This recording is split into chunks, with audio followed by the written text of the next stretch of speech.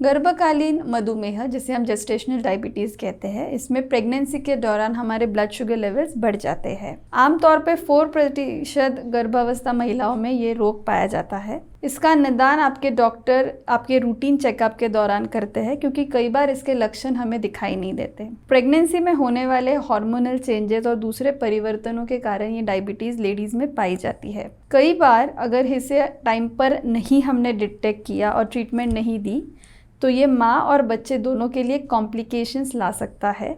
इसलिए इसका जल्द से जल्द डिटेक्ट होना बहुत ज़रूरी होता है। प्रेगनेंसी के पहले से ही अगर लेडीज़ अपना वज़न कंट्रोल में रखे और हेल्दी लाइफस्टाइल अपनाएं और हेल्दी आहार ले, तो इससे हम प्रेगनेंसी में सेफ रह सकते हैं। कई बार प्रेगनेंसी के कॉम्प्लिकेशंस के रूप में सर्जरी, मिसकैरेजेस या प्री एक्लेम्शिया जैसे कॉम्प्लिकेशंस आ सकते हैं अगर हम शुगर लेवल्स कंट्रोल में ना रखें। कई बार इसके लक्षण नहीं दिखाई देते हैं, या कुछ महिलाओं में अगर लक्षण दिखाई दे तो जैसे बार बार प्यास लगना या बहुत बार पेशाब को जाना, इतना ही होता है। लगभग 24th और 28th वीक्स के प्रेगनेंसी में रूटीन चेकअप के वक्त शुगर लेवल्स मापी जाती है हमारे खून के थ्रू, और इस पे से हमारा शुगर है या नहीं ये डिटेक्शन होता है।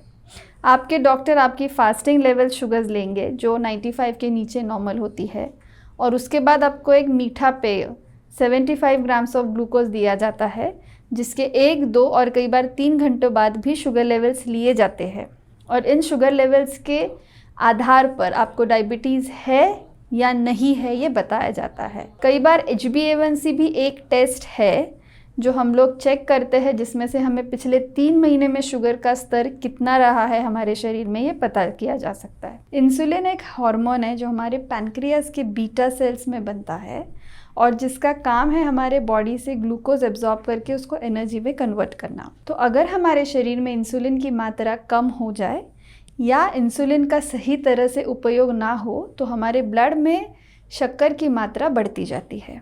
कई बार इंसुलिन रेजिस्टेंस, इंसुलिन का प्रतिरोध, या ग्लूकोज इंटॉलरेंस लेट उम्र में कंसीव करने के वक्त एक बड़ी वजह बन जाती है जेस्टेशनल डायबिटीज़ होने की।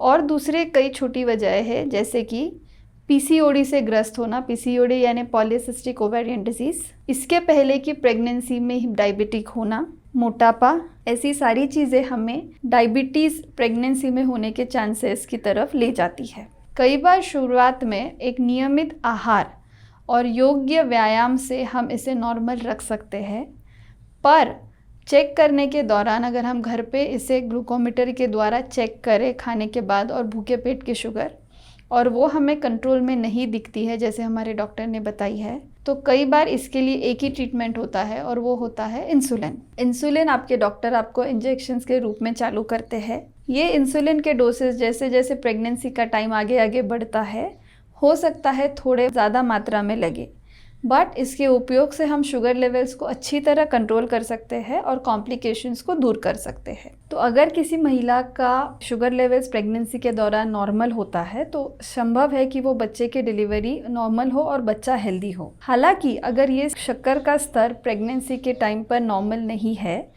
तो शक्कर की मात्रा बच्चे के भ्रूण के भी ऊपर दिखाई देती है, उसके भी बॉडी में स्टोर होती है। उसकी वजह से बेबी का साइज़, बच्चे का जो साइज़ होता है वो ज़्यादा होगा प्रेगनेंसी के वक्त, और प्रेगनेंसी के वक्त डिलीवरी होने में कॉम्प्लिकेशंस आ सकते हैं। और प्रेगनेंसी के बाद अगर डिलीवरी हो जाती है नॉर्मल या सिजर, तो हो सकता है कि बच्चे में हाइपोग्लाइसीमिया यानी लो शुगर होने के चांसेस बढ़ जाए, और उसे पीलिया या रेस्पिरेटरी डिस्ट्रेस सिंड्रोम होने के भी चांसेस ज़्यादा होते हैं। और बच्चे का डिलीवरी होने के वक्त जब वज़न ज़्यादा हो तो स्वाभाविक है कि शायद आगे बढ़कर जैसे जैसे वो बच्चा बड़ा हो उसमें भी टाइप 2 डायबिटीज़ शुरू हो सकता है। माँ में भी कुछ कॉम्प्लिकेशंस दिखते हैं डायबिटीज़ से जुड़े हुए, क्योंकि अगर बेबी हैवी है तो उसके चांसेस ज़्यादा है कि वो नॉर्मल रूप से नहीं बट सिजर के थ्रू डिलीवर होगा।